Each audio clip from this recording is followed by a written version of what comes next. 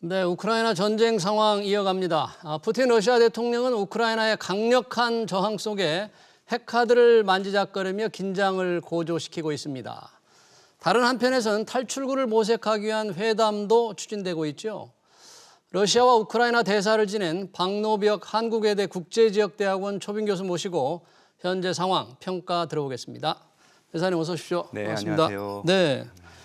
자, 이 우크라이나와 러시아 지금 문제 두 나라 대사를 지내셨습니다. 그 당시 언제쯤이었습니까? 우크라이나와 러시아? 우크라이나는 그 오렌지 혁명이 2004년 바로 직후 예. 2008년부터 11년까지 있었고요. 네. 그다음에 이제 러시아는 이제 크림반도 병합 다음이었던 2015년부터 그 2017년 말까지 있었습니다. 네, 지금 문제의 지역에서 대사님을 하셨기 때문에 현재 상황을 가장 잘 알 것 같은데 지금 우크라이나 뭐 벌써 닷새째죠. 저항을 굉장히 강하게 하고 있는데 어느 정도 지금 언제가 어느 상황이에요 지금? 네, 당초에는 뭐 우크라이나가 금방 무너질 것처럼 사람들이 예상을 했는데 사실은 현장은 그렇지 않고요. 예. 지금 언론에 잘 나오다시피 그 젤렌스키 대통령 그리고 직전에 있던 포르셴코 대통령이라고 있습니다. 네. 그분은 또 우리 현대자동차하고도 굉장히 연관이 많은 그분이고요. 기업인 출신이죠. 또 권투 선수 출신인 또 키예프 키리린코라는 또 시장이 있습니다. 예. 이런 그 개혁 중심의 이제 지도자들이 솔선수범해서 이런 절체절명의 위기에 어떤 행동으로 자기들이 이런 이제 어디로 피신 간다든가 이런 제안도 받았지 않습니까? 예. 그런 거 관련 없이 국민들 앞에서 국가의 독립과 주권을 지키기 위해서 결의를 보이고 이걸 행동에 직접 나섰고요. 네. 또 이것에 따라서 또 우리 그 우크라이나 국민들이 총 단합을 한 거죠. 그래서 18세부터 60세까지 이제 동원령을 내렸더니 벌써 13만까지 그 참여도 하고 예. 또 여성들 주부들은 또 모여서 몰로토프 칵테일이라고 네. 또 이런 화염병을 뭐 한 몇만 개씩 만들고 이렇게 해서 러시아에 대한 그런 저항이 아주 국민들이 똘똘 뭉쳐서 아주 항전을 하고 있고 또 이제 러시아 군도 서방에서 받은 여러 가지 이제 박격포라든가 또는 그 탱크를 이제 물리치는 미사일도 이렇게 해서 아주 삼위일체가 돼서 지금 항전을 잘 하고 있는 것 같습니다. 그러니까 러시아, 우크라이나의 강력한 항전에다 이 서방의 제재도 이 러시아의 진군의 속도가 예상보다 늦게 만드는 그런 요인이 될까요? 이제 지도부, 그러니까 푸틴 대통령이나 러시아 지도부에 대한 영향은 이제 경제 제재나 이런 이제 비난이 많이 들어갈 것 같고요. 현장에서는 아무래도 이런 이제 그 우크라이나 국민들이 예. 아주 그 단합된 모습으로 저항도 하고 또 그 군 작전 면에서 좀 미흡한 점이 있다는 좀 지적도 있는 것 같습니다. 예를 들어서 미흡한 점. 러시아군의 이제 그 보급로가 길어지고 또 이제 공군의 이제 전폭적인 지지보다는 이런 민간 피해를 줄이겠다는 그 차원에서 그런 건지 공군이 그 굉장히 폭격을 많이 안 했어요. 그리고 세 번째는 이게 통신망이 좀 이렇게 잘 운영이 안 됐다고 그럽니다. 근데 이제 또 지금 뭐 그 키예프 중심으로 또 상당히 증원을 지금 하고 있어서 오늘 밤 또 내일까지 또 지켜봐야 할 것 같습니다. 예. 일각에서는 지금 우크라이나와 러시아가 벨라루스 인근에서 뭔가 회담을 지금 계획하고 있다. 그런데 회담이 지금 이루어질까요? 어떻게 준비가 되고 있나요? 네, 당초 그 러시아 측에서 어제부죠. 그 이제 회담을 하자 벨라루스 민스크에서 그랬는데 이제 젤렌스키 대통령 입장에서는 그 벨라루스가 이제 이 전쟁에 굉장히 그 방조하고 이렇게 도와줬지 않습니까? 그래서 민스크는 못 갔다. 친러시아다. 그래서 이제 아마 접경 지역에서 만나는 걸로 제안을 해서 그거는 성사된 것 같습니다. 근데 이제 러시아 측 대표단을 보니까 저 문화부 장관을 지낸 분이 이제 대표단으로 오는 것 같고요. 러시아 쪽에는 그리고 이제 우크라이나 쪽에서는 누가 갔는지는 안 밝혀지는데 지금 아시다시피 이제 치열한 공방전이 이루어지고 있어서 현장에서 어떤 승패가 이루어진 건 아니라서 어떤 방식으로 이게 그 타협이 될 수 있을지 젤렌스키 대통령 입장에서는 빨리 전쟁을 끝내야 국민들의 고통을 없애니까 이제 거기에 초점을 맞출 텐데 거기에 이르는 여러 가지 조건들이 이제 문제가 되겠죠. 뭐 중립국을 해야 한다든지 뭐 나토의 무기를 제거하라든지 얘기가 될 텐데요. 우크라이나 입장에서는 오히려 이제 거꾸로 안보에 위험이 되니까 이런 부분에 대해서는 또 다른 조건을 제시할 수 있고 그래서 쉽지는 않아 보입니다만 하여간 전쟁을 빨리 끝내기 위한 여러 가지 조스가 나올 수 있는데 다른 한편으로는 또 다른 스텝으로 나가기 위한 하나의 뭐라고 할까요?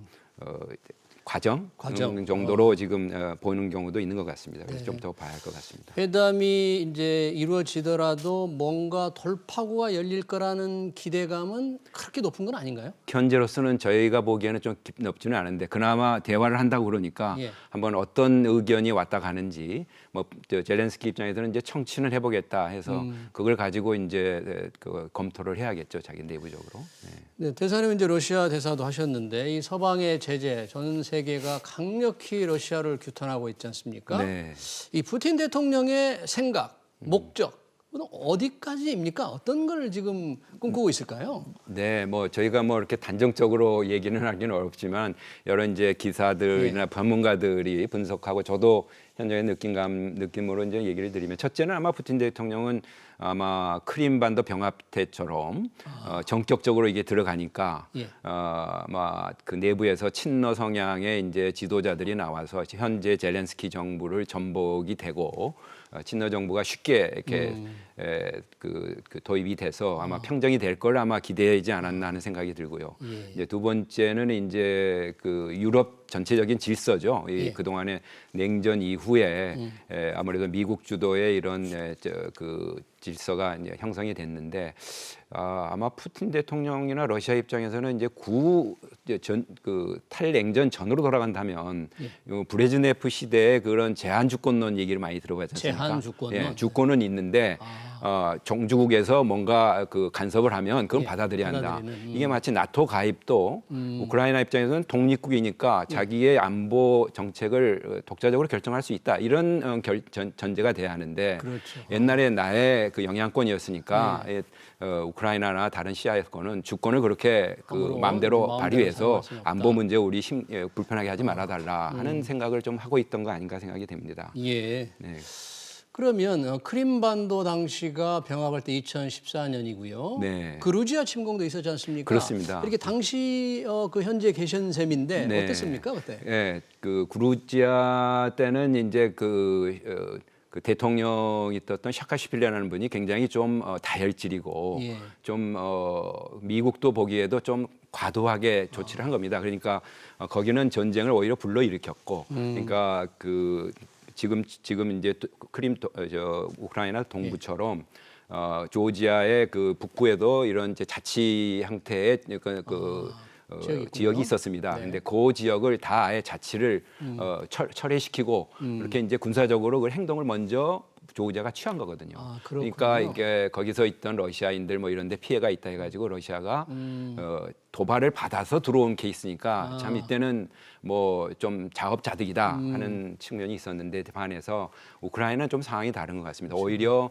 러시아가 먼저 평화 유지 목적이라는 명분을 내세웠는데 실제로는 보니까 전격적으로 뭐 동부, 남부, 서부 뭐 이런 북부에서 전면적으로 이렇게 그 키예프를 공략하기 위한 도발을 먼저 한 거기 때문에 그 국제 규탄이라든가 또 지지라든가 국민 내 단합이라든가 이런 게 더 훨씬 강하고 그래서 아마 푸틴 대통령도 이 부분에 대해서는 조금 처음 생각이 전제가 좀 달랐지 않았나 하는 추정을 좀 해봅니다. 네.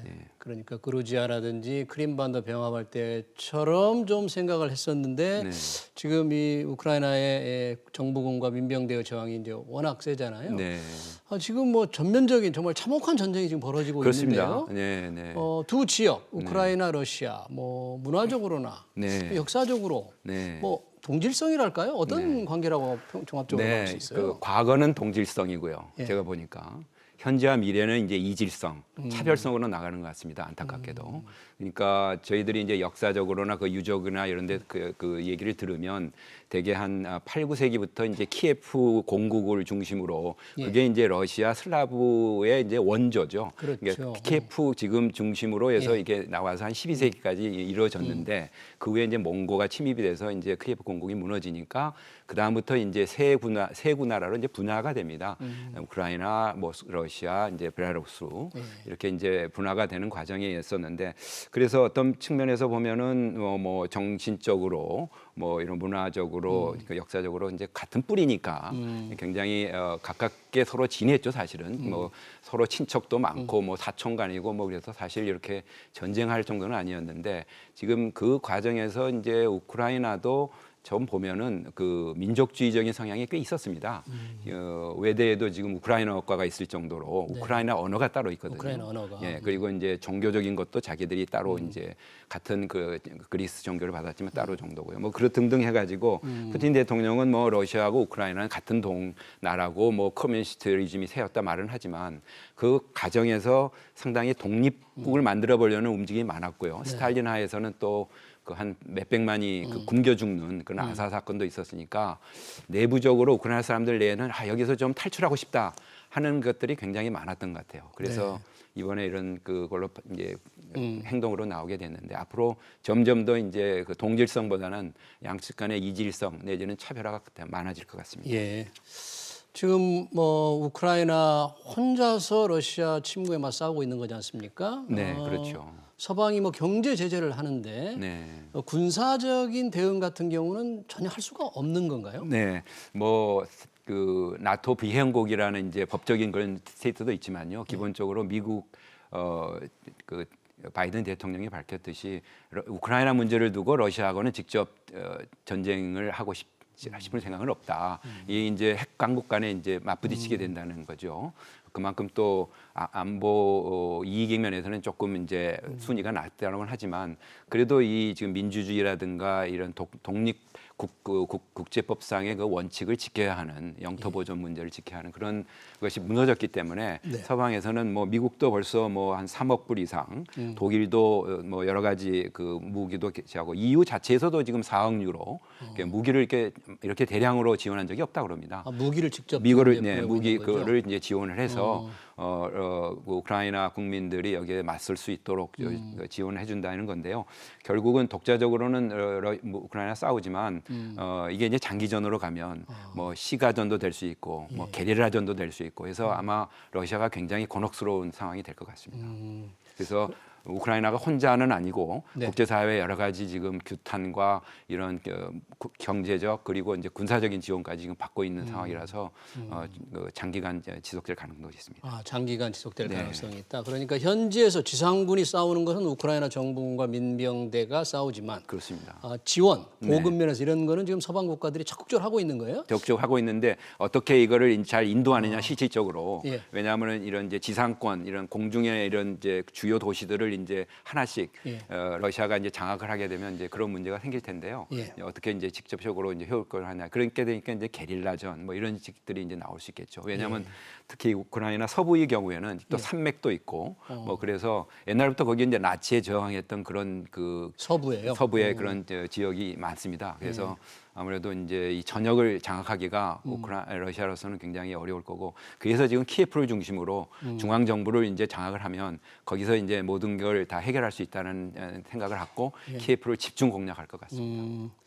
지금 뭐 키예프 외곽에서 벌써 이게 시가전이 막 벌어지고 있는데 서방 국가들이 이제 다양한 뭐 경제 제재를 하고 있지 않습니까? 그렇습니다. 이게 러시아 푸틴 대통령으로서는 어느 정도 타격으로 느낄까요? 제가 보기에는 이번 스위프트 제재까지 갔으니까 달러 국제 결제망 국제 결제망에서 퇴출을 시킨다고 그러니까 우리나라도 이제 동참을 할 정도니까요. 상당히 그 어려움에 봉착할 것 같습니다. 왜냐하면 저희가 보기에도 이게 단계적으로 갈 것 같다고 저도 이제 생각을 했거든요. 그러니까 초기에는 뭐 조금 전에처럼 뭐 금융이라든가 이제 일부 에너지라든가 이런데 그 제재를 하다가 이제 첨단 기술까지 갔지 않습니까? 그러다가 이제 푸틴 대통령한테까지 이제 제재를 붙였거든요.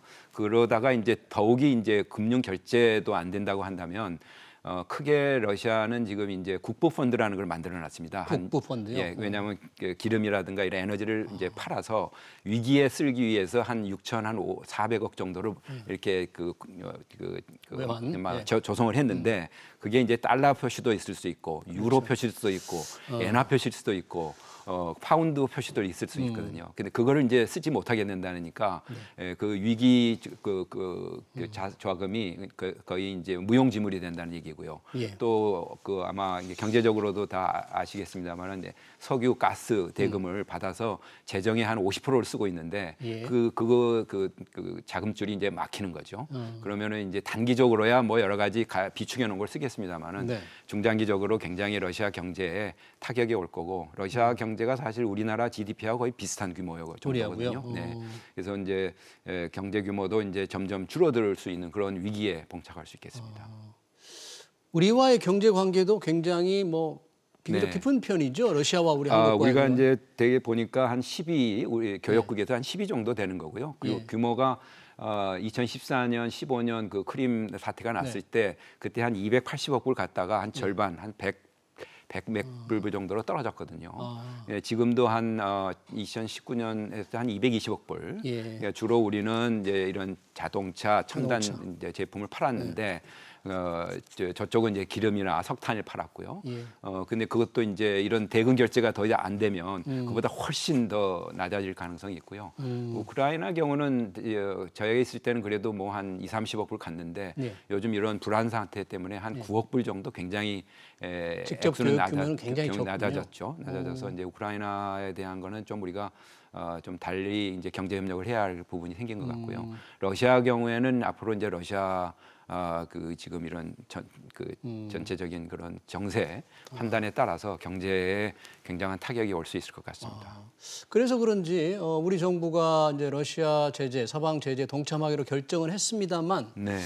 그게 조금 속도가 늦었다. 네, 어떤 미국과 네. 서방의 어떤 동맹국의 자세치고는 약간의 눈치를 본 게 아니냐 이런 비판도 있던데 혹시 대사님 어떻게 평가하세요? 뭐 우리 정부가 사실 이제 북방 정책도 또 취하고 뭐 고려할 점이 많죠 사실은. 뭐 호주나 뭐 특정국을 거론하기보다는 다른 나라보다도 우리 이제 한반도의 위기 리스크를 또 대비를 해야 하지 않겠습니까? 네. 그런 부분도 있었을 테고. 또 우리나라 경제, 우리 경제에 또 전체적으로 영향을 주는 문제에 대해서도 검토를 했어야 할 거고. 그렇지만 이런 이제 국제법의 원칙을 지금 위배하고 전 세계 규탄을 받는 러시아에 대해서 강한 또 우리의 또 입장을 당연히 내야겠죠. 네. 그래서 최선의 지금 방안을 내놓은 것 같은데 조금 더 적극적으로 나갈 수 있는 부분이 있으면 또 고려했으면 좋겠고요.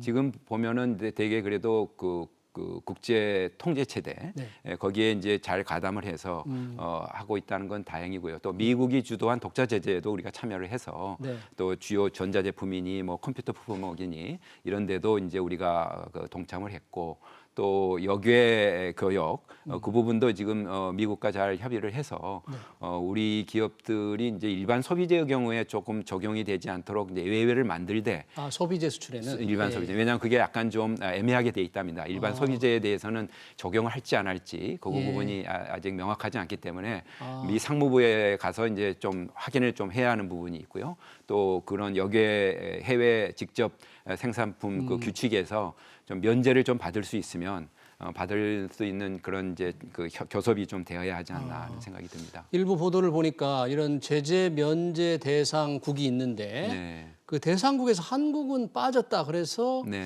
조금 좀 동맹이 멀어진 게 이런 비판적인 아직 뭐 것도 교섭을 있더라고요. 더 해봐야겠죠. 왜냐하면 아직 뭐 우리가 더 어떤 상징적인 조치를 더 하는 게 거기가 면제하고 연결이 되는 건지 그것들은 이제 외교부나 관련 부서가 좀 미국 측이라든가 이런 서방 측과 협의를 좀 해봐야 할 여지가 남아 있어서 아직 뭐 지금 예단하기는 좀 어려운 것 같고요. 이런 비상 사태가 터지면 대사님을 지내셨으니까 현지 대사관 우크라이나나 주로 우크라이나가 되겠는데. 대사관에서는 어떻게 교민 안정 일 어떤 그런 비상 조치들이 우선은 있어요? 이제 가급적이면 이런 위험 발생에 대해서 다 간담회를 열어 가지고 가급적이면 빨리 이제 출국을 하시도록 인도를 하는데요. 대개 이제 본인들이 희망에 따라서 왜냐하면 생업이라든가 현지에 또 우크라이나과 결혼하신 분들이 있을 거고 정착을 하신 분들이 있을 경우인데 한 46명 정도는 지금 계속 남아 있겠다고 하시는 것 같아요. 그래서 아마 이런 이제 이제 신변 안전을 위한 키트라든지 네. 그다음에 이제 그 우리 그 영사 콜센터를 통해서 계속 이제 연락을 받고 위험에 빠졌을 때 우리가 어떤 신속한 연락을 받을 수 있도록 그런 아마 조치를 하는데 끝까지 아마 우리 김영태 대사를 포함해서 우리 외교부 직원들이 아주 헌신적으로 지금 노력을 하고 있는 걸로 지금 듣고 있습니다. 러시아에 대한 경제 피해가 생길 때 러시아와 교역하는 기업들을 위한 지원이랄까, 저는 어떤 식으로 이렇게 준비가 됩니까? 네, 그거는 이제 그 금융 부분에 있어서는 이제 특별한 또 금융 그 지원 자금이 있다고 그러고요. 한 2억 불 정도 그걸 가지고 한다고 그러는데 좀 부족하죠. 아까 220억 불 상당인데 그 삼성, 롯데 뭐 이런 여러 개 대기업들이 나가 있습니다만은 예, 그런 그 금융 지원 체제도 있을 거고요. 수출 보험 체제가 좀 있긴 합니다. 수출 보험이요? 예, 근데 이제 이 경우는 좀 이제 보통 뭐 부도가 났다든지 그랬을 경우에 쓰이는 자금인데 좀 이런 이제 그 예기치 못한 위기의 경우에는 좀 정부가 새로운 지원책을 좀 마련을 해서 기업들이 겨울 기업 피해는 결국 국민들 피해로 돌아가니까요. 네. 좀 더 확대된 지금은 이제 좀 시대가 좀 바꿔지는 것 같습니다. 예전 것처럼 이렇게 자유로운 글로벌 체인이 엮여져서 하는 시대가 아니고 점차 이제 코로나 이후로부터 점점 이렇게 단절되는 세계에 가서 위기가 많이 발생하기 때문에 이런 안보 위기에 맞는 기업들의 활동의 리스크를 좀 줄여주는 또는 그런 제도나 금융 지원책이 좀 더 마련돼야 하지 않을까 생각이 됩니다. 이 동유럽 전체적인 상황 지금 보면은 우리나라의 관계가 뭐 네. 우크라이나도 그렇고 벨라루스, 몰도바 이런 쪽과의 관계는 다 괜찮습니까, 우리? 지금 뭐 벨라루스도 대사관이 있고 몰도바는 제가 또 우크라이나 대사할 때 겸임을 했는데요. 뭐 현재로서는 이제 러시아가 어떤 정도의 영향력을 미치냐에 따라서 좀 달라지겠죠. 벨라루스 경우는 벌써 뭐 이미 거의 동맹 비슷하게 생각을 하고 있고, 네. 최근에는 또 핵무기까지 자기들이 별도로 도입을 하게 해서 배치하겠다는 정도로 개헌을 하겠다라고 최근에 거기 벨라루스 대통령이 좀 얘기를 했는데 몰도바 경우는 또 이게 서방을 지향하고 있습니다. 그래서 이 몰도바가 좀 긴장을 할 것 같습니다. 이제 EU 루마니아하고 바로 붙어 있어가지고 서방을 지향하는데 이런 이제 사태가 남으로써 좀 신중한 자세를 취하지 않을까 이런 생각도 들어봅니다. 그럼 지금의 사태를 대사님께서 그 있던 경험을 비추어서 볼 때는 어떤 식으로 전개돼서 어떤 식으로 좀 끝날 수 있을까, 어떻게 좀 예상을 하세요? 네, 뭐 몇 가지 생각을 해볼 수는 있는데요. 이 푸틴 대통령 생각처럼 그렇게 이제 우크라이나라든가 구소련 지역이 이제 그런 영향권 내에 나토에 가입하지 않고 그런 걸로 이제 끝나는 시나리오인데요. 그거는 이미 조지아 정도에서 끝난 것 같아요. 지금 이제 우크라이나 경우에는 이미 이렇게 그 저항이 세기 때문에 이 사태가 얼마나 장기화되느냐, 얼마나 빨리 이제 신속하게 해결이 되지 않느냐에 따라서 이게 또 확전이 될 수 있는 그런 여지가 있기 때문에 확전이 된다 하면은 이제 폴란드라든가 헝가리에 대해서 여러 가지 긴장이 이제 되겠죠. 이제 그런 부분에 대해서 미리 이제 미국이라든가 나토 측에서는 국방비도 늘리고 이런 대비를 좀 하는 것 같습니다. 그래서 상당히 신냉전 일종의 이제 좀 이렇게 분화가 되는 코로나로 약간의 단절이 됐던 것이 이제 세력 분사적인 그 대립에 의해서 긴장과 이제 대립이 좀 높아지는 이제 신냉전의 새로운 갈등 구도가 유럽 내에 이제 나올 가능성이 있고 그 대신에 이제 푸틴 대통령이 이제 그렇게 하는 것이 본인의 안보 질서에 지금 맞다고 생각한다면 굉장히 좀 어려운 국면이 진행될 거고요. 그런 측면이 이제 중국을 거쳐서 이제 한반도에 확장되지 않도록 저희들이 최대한 우리 관련국들과 동맹을 중심으로 해서 안보 관계를 좀 단단히 하고 또 서로의 어려움이라든가 안보 문제에 대해서는 또 협의를 해서 그래서 이런 안보 딜레마에 빠지지 않도록 하는 노력이 필요할 것 같습니다. 네, 잘 알겠습니다. 우크라이나 사태, 러시아와 우크라이나 대사를 지낸 박노벽 한국외대 국제지역대학원 초빙 교수였습니다. 대단히 고맙습니다. 네, 감사합니다. 네.